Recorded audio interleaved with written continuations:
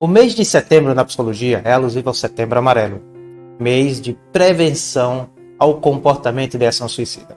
Por isso, nesta semana, em Psicologia em 1 Minuto, nós iremos abordar dicas para a avaliação da depressão, os principais transtornos psicológicos relacionados a este comportamento.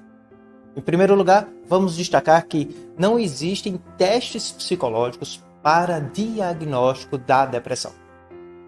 Nós utilizamos testes como levantamento de indicadores que ajudam na contribuição da avaliação do quadro depressivo.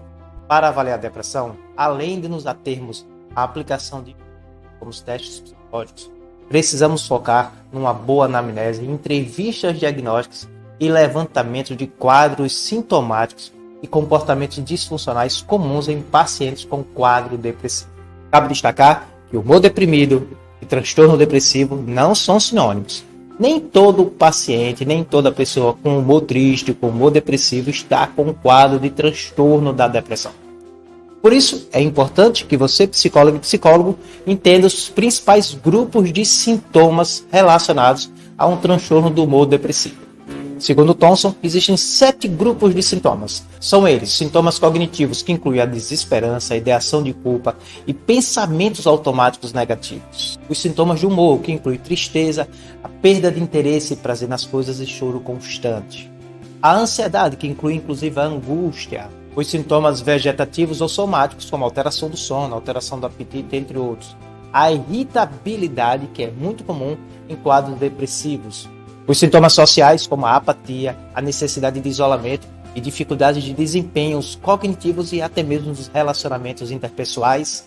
E, por fim, os sintomas motores, que envolvem a lentidão, a agitação psicomotora, entre outros sintomas. Assim, falou de avaliação da depressão, nós precisamos considerar os critérios de grupos sintomáticos para o diagnóstico e identificar se é um humor deprimido, uma tristeza normal ou se é um quadro de transtorno do humor. Nós iremos falar sobre instrumentos para você, psicólogo e psicólogo, utilizar nos seus processos avaliativos.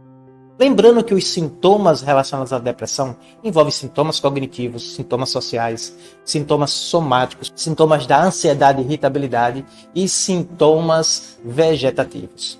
Por isso, nossa dica para compor a bateria de avaliação da depressão é você sempre utilizar também instrumentos para avaliar habilidades cognitivas, como os testes de atenção, de memória, de inteligência e instrumentos de indicadores de triagem em saúde mental. Boa dica: mini exame mental, o teste MOCA e os testes psicológicos tradicionais da inteligência, pois você pode avaliar qual é o comprometimento que aquele quadro de depressão ou aquele humor depressivo pode estar trazendo para as funções e as habilidades cognitivas do teu paciente. Testes aí tradicionais como a bateria de atenção BPA, testes de inteligência como o TIG-NV, o R1, o Beta-3, testes de memória como figura complexa de Reis, TEM-R, testes de atenção concentrada, atenção difusa, são instrumentos interessantes para avaliar o comprometimento que o quadro depressivo já pode estar trazendo para as funções e habilidades cognitivas do teu paciente. Nós queremos dar destaques a instrumentos que avaliam traços comportamentais ou traços de personalidades que devem ser investigados em pacientes com queixas de humor deprimido. Por isso é importante que você, psicóloga e psicóloga, adote na bateria de avaliação instrumentos para medir alterações comportamentais e instrumentos que tragam indicadores de traços de personalidade. A nossa sugestão é você adotar testes de personalidades, inventários e os testes projetivos e expressivos. Uma boa dica para a avaliação da depressão: gosto bastante do teste BFP, Bateria Fatorial da Personalidade, que tem uma dimensão neuroticismo, bem relacionados a quadros de humor, quadros de ansiedade. Instrumentos projetivos como o HTP, que tem inclusive estudos e indicadores de desenhos comuns, traços de desenhos comuns em crianças, adolescentes, adultos e idosos com quadro de depressão. Boa dica também são testes projetivos, como por exemplo para idosos, o SAT, como para crianças, o teste CAT-H e CAT-A. Testes de desempenho projetivos como o próprio Perfista, Zülliger e o Rorschach.